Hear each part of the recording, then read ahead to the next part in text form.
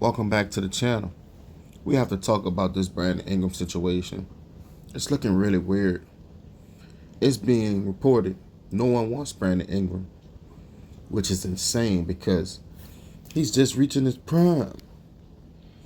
Those who don't know, Brandon Ingram was the main player in an Anthony Davis trade from the Lakers. He made the All-Star game a few years ago.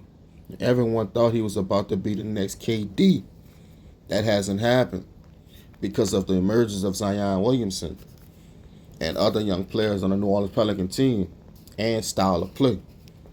It's clear as day Zion and Brandon Ingram don't play well together. And that Zion Williamson has done enough that you could say it's his team. He's the number one guy. That brings us back to B.I. Man, he's on the last year of his contract, and the Pelicans don't seem like they're trying to re-sign him at all. You know, he want to make a contract, and don't look like the Pelicans want to give it to him. I'm hearing, man, Brandon Ingram looking to get about $40 million a year. In my opinion, no way in hell he getting that.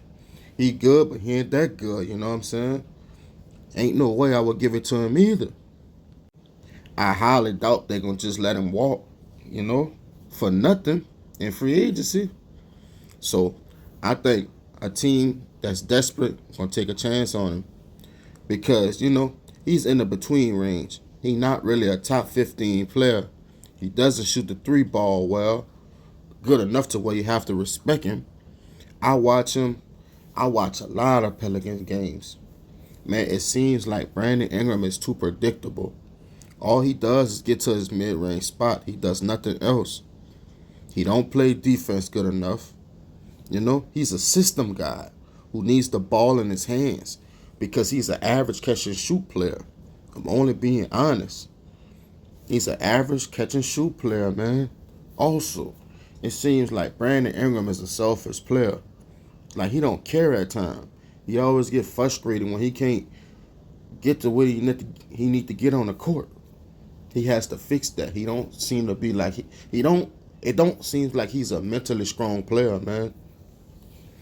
I know if I could notice it, a lot of people notice this. I think two teams that could trade for him is the Utah Jazz. They could trade him for Laurie Markin and Jordan Clarkson. With that move, it gives Utah Jazz a veteran star who will go give you 20, 23 plus points a night, while your younger guys can still develop. And with the Pelicans, you would get a 7-footer who could stretch the floor on the other side of Zion Williamson.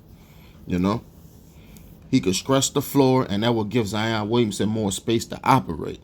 Plus, Laurie Markkinen could give you 16 a night or more. And Jordan Clarkson, that boy won Sixth Man of the Year a few years ago. He's a walking bucket off that bench. 15 a night, easy. The next team where I think he can go to is the Portland Trail Blazers. I say trade Brandon Ingram for Jeremy Grant and Robert Williams. On the Portland side, you get a veteran player to go with your young core and Anthony Simons, Donovan Clegan, and Scoot Henderson. That would be nice to build around and grow together. On the Pelican side, you get your paint protector that you've been missing, who gonna rebound, catch alleys. Plus, Robert Williams is a Louisiana guy, so that's a match made in heaven right there, if you ask me. And then you got Jeremy Grant. Jeremy Grant could give you everything Brandon Ingram gave you, plus more. Better defender, better team defender, and he gonna knock down a few shots. That's one thing that Brandon Ingram can't do, is shoot the three ball. Jeremy Grant have shown over his career that he can give you that. Let me know what y'all think about this situation. This is a topic that will be getting talked about real soon.